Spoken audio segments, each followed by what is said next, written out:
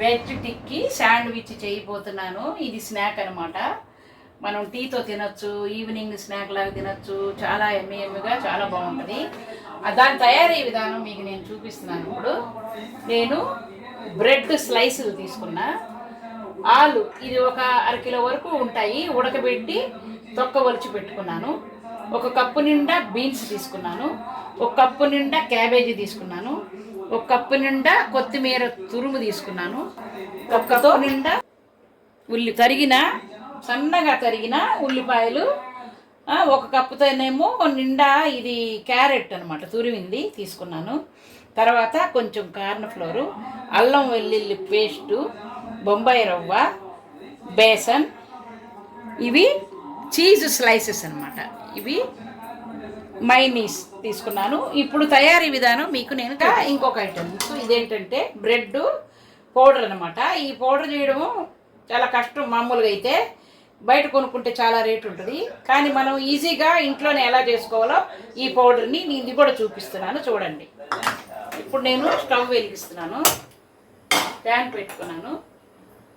దీంట్లో కొంచెం ఆయిల్ వేసుకోవాలి, బ్రెడ్ ఫ్రై అవ్వడం కోసం. ఆయిల్ వేడెక్కింది. ఇప్పుడు ఒక 3 స్లైసులు తీసుకుంటున్నాను నేను. ఇవి ఇలాగా విరగొట్టి ముక్కలు చేసి ఈ నూనెలో ఫ్రై చేయాలి, బాగా ఫ్రై చేయాలి.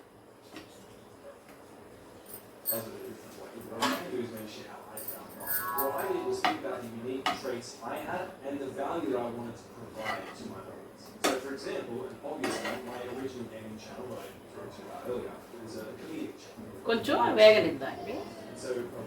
బాగా వేగితే మన క్రంచీగా ఉండడం కోసం శాండ్విచ్ టిక్కీ మనం ఏం చేసాం, బ్రెడ్ ఫ్రై చేసుకున్నాం కదా, తీసేసాను.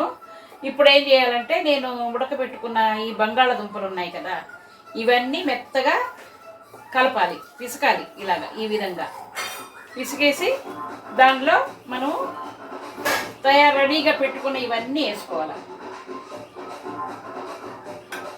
ఉల్లిపాయ ముక్కలు, క్యారెట్ తురుము,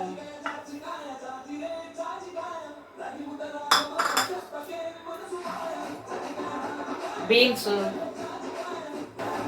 ఈ బంగాళదుంపలో క్యారెట్ వేసాను, ఉల్లిపాయలు వేసాను, క్యాబేజీ కూడా వేస్తున్నాను, కొత్తిమీర కూడా వేస్తున్నాను, అల్లం వెల్లుల్లి పేస్టు, కార్న్ ఫ్లోరు, బొంబాయి రవ్వ, బేసన్, ఇవన్నీ వెజిటబుల్స్ అన్నీ ఈ విధంగా నేను స్మాష్ చేస్తున్నాను. ఇందులో కొద్దిగా పసుపు కూడా వేసుకోవాలి, అలాగే కొద్దిగా కారం కూడా వేసుకోవాలి. కొంతమంది కారం వేసుకుంటారు, కొంతమంది పచ్చిమిరకాయలు ముద్ద వేసుకుంటారు. అదే మనకి ఎవరికి ఏది ఇష్టమైతే అది వేసుకోవచ్చు. రుచికి సరిపడా ఉప్పు కూడా వేస్తున్నాను. ఇది చూసుకొని మళ్ళీ మనం టేస్ట్ చాలకపోతే మళ్ళీ వేసుకోవచ్చు. ఇప్పుడు ఇది బాగా స్మాష్ చేయాలి.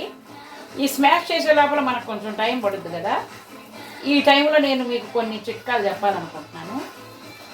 ఒక్కొక్కప్పుడు మనం ఏదేదో తింటుంటాము, కడుపులో అలజడిగా ఉండి కడుపు నొప్పిగా అనిపిస్తుంది. మనం పెద్దోళ్ళం కాబట్టి కడుపు నొప్పి అని చెప్తాం. అదే చిన్నపిల్లలు అయితే మాటలు రాని వాళ్ళు ఏం చేస్తారు, కడుపులో నొప్పి అయితే ఏడుస్తారు. అప్పుడు అది మనం గమనించాలా, వాళ్ళు తిన్న దాంట్లో ఏదో ప్రాబ్లం ఉంది కావాలా, పాపం అందుకే ఏడుస్తున్నారని గమనించి మనం ఏం చేయాలి, వాము కొంచెం వాటరు బాయిల్ చేసి తాగిపించాలి. మనమైతే బాయిల్ చేయక్కర్లా, పెద్దవాళ్ళం కదా, కొంచెం చేతిలో ఒక హాఫ్ స్పూను వాము చేతిలో వేసుకొని కొంచెం సాల్ట్ వేసుకొని నవిలేసి నీళ్లు తాగేయాలి. అప్పుడేమవుతుందంటే కాసేపటికి కడుపులో సర్దుకొని నొప్పి తగ్గిపోద్ది. పిల్లలు కూడా బాగా ఏడ్చినప్పుడు వాళ్ళు నవ్వలేరు కాబట్టి వాళ్ళకి వాము వాటర్ పట్టాలి. అప్పుడు వాళ్ళు కడుపు నొప్పి తగ్గి హ్యాపీగా నిద్రపోతారు. ఒక్కోసారి పిల్లలకి అర్ధరాత్రి నొప్పి వస్తుంది, వాళ్ళు చెప్పలేక ఏడుస్తారు. అప్పుడు ఏం చేయాలంటే మనం వాము కొంచెం మరగబెట్టి పిల్లలకి తాగించాలి. ఇప్పుడు ఈ వెజిటేబుల్స్ అన్నీ కలిపిన మిశ్రమాన్ని బాగా కలిపాను. ఇది పేస్ట్ లాగా తయారైంది. మళ్ళీ పెనం పెట్టుకున్నాను, ఆయిల్ వేసుకున్నాను. ఒక 3-4 స్పూన్లు వేసుకున్నాను ఆయిల్. ఇప్పుడు ఇది కూడా కాగింది. తర్వాత ఏం చేయాలో చూపిస్తాను. ఈ ప్లేట్ పెట్టుకోవాలి. మనం ఇందాక వేపుకున్నాం కదా బ్రెడ్, అదంతా పొడయింది మిక్సీలో వేసుకున్నాక. ఇది ఇలా వచ్చింది. ఇది పళ్ళెంలో వేసుకోవాలి. ఈ విధంగా వేసుకోవాలి. తర్వాత చెయ్యి తడుపుకోవాలి. చెయ్యి తడుపుకొని కొంచెం పెద్ద సైజే తీసుకోవాలి, ఎందుకంటే బ్రెడ్ స్లైస్కి సరిపోవాలి. దీన్ని బాగా ఇలా కలుపుకోవాలి.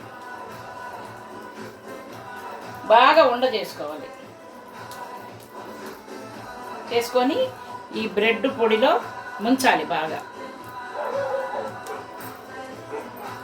ఒకవైపు మునిగిన తర్వాత ఇటువైపు కూడా ముంచాలి.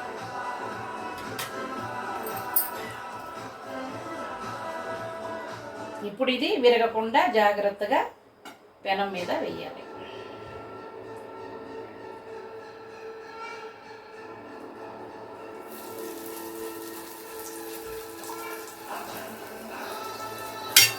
ఇది కొంచెం బాగా జాగ్రత్తగా విరగకుండా వేపుకోవాలి.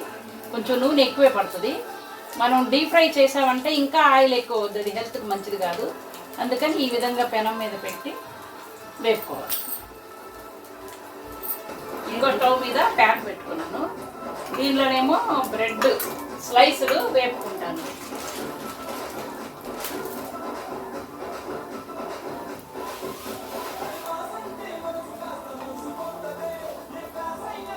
ఒక 3 స్లైసులు పడతాయి దీంట్లో. ఇవి దోరగా సిమ్లో పెట్టి వేపుకోవాలి. వెజిటేబుల్ టిక్కి ఒకటి రెడీ అయింది, ఏపి పక్కన పెట్టాను. మళ్ళీ ఇంకొక 2 వేసుకున్నాను. ఇవి సిమ్లో పెట్టి మెల్లిగా వేపుకోవాలి. అవి వేగిన తర్వాత ఏం చేయాలో చెప్తాను. వెజ్ టిక్కీలు రెడీ అయ్యాయి, వేపుకున్న స్లైసులు కూడా రెడీ అయినాయి. ఇప్పుడు మీకు చూపిస్తాను. వెజ్ టిక్కీ ఒక స్లైస్ తీసుకోవాలి.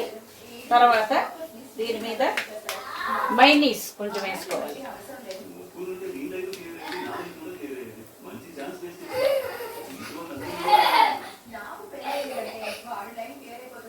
కొంచెం వేసుకోవాలి.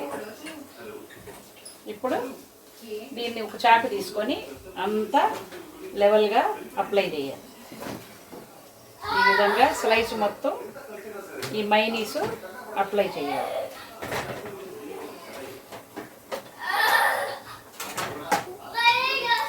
అంతా అప్లై చేశాను. ఇప్పుడు మనము వెజ్ టిక్కీ తయారు చేసుకున్నాం కదా, అది ఈ స్లైస్ మీద పెట్టాలి. తర్వాత ఆనియన్స్ కొన్ని పెట్టాలి. ఇప్పుడు ఆనియన్స్ పెట్టాలి.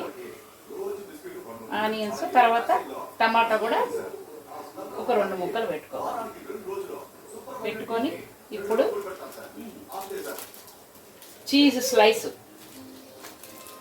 దీని మీద పెట్టుకోవాలి. తర్వాత ఇంకొక స్లైసు దీని మీద పెట్టాలి. ఇప్పుడు వెజ్ టిక్కీ స్లైస్ రెడీ అయిపోయింది. వెజ్ టిక్కీ శాండ్విచ్ రెడీ అయింది. దీన్నేమో ఇప్పుడు మనం ఈ టమాటా సాస్తో తింటే ఎమ్మిగా చాలా బాగుంటుంది. రంజిత్ వెజ్ టిక్కీ శాండ్విచ్ రెడీ. తిని ఎలా ఉందో చెప్పు నాన్న.